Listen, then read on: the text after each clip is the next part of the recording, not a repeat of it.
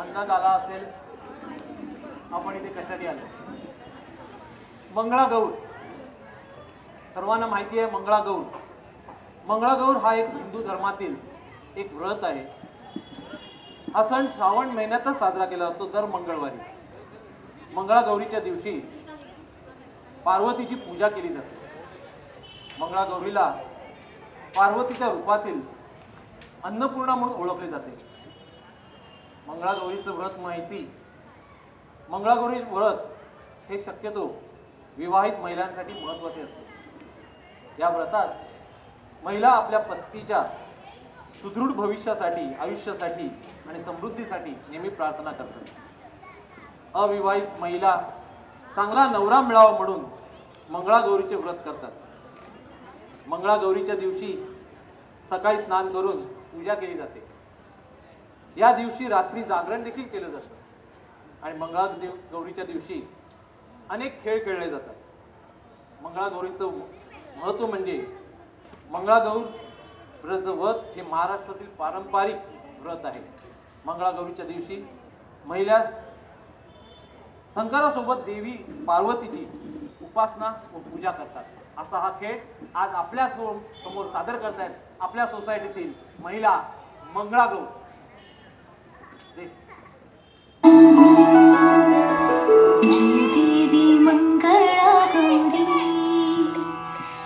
देवी मंगळा गौरी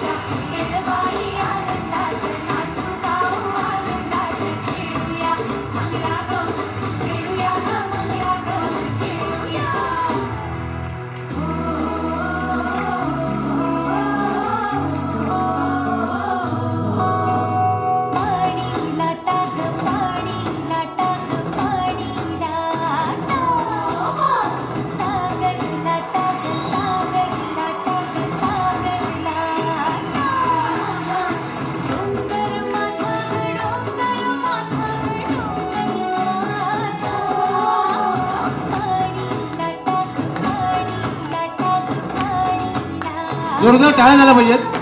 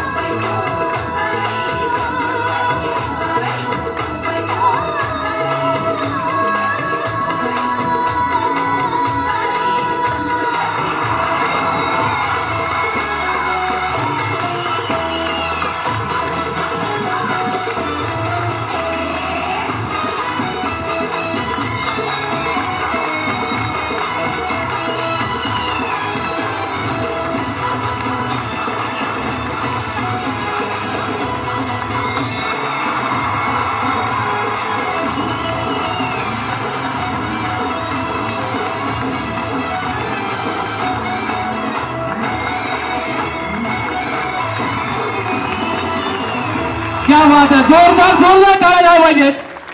ह्याच पोज मध्ये सगळ्यांनी उभं राहायचं. जोरदार टाळ्या, एक मस्त फोटो काढून घ्या.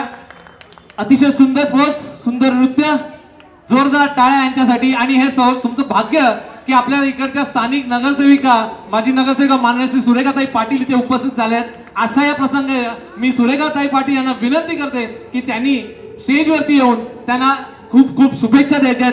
सुरेखाताई पाटील अतिशय वेळेवर ते इथे पोहोचल्यामुळे त्यांचं देखील खूप सारं स्वागत आहे.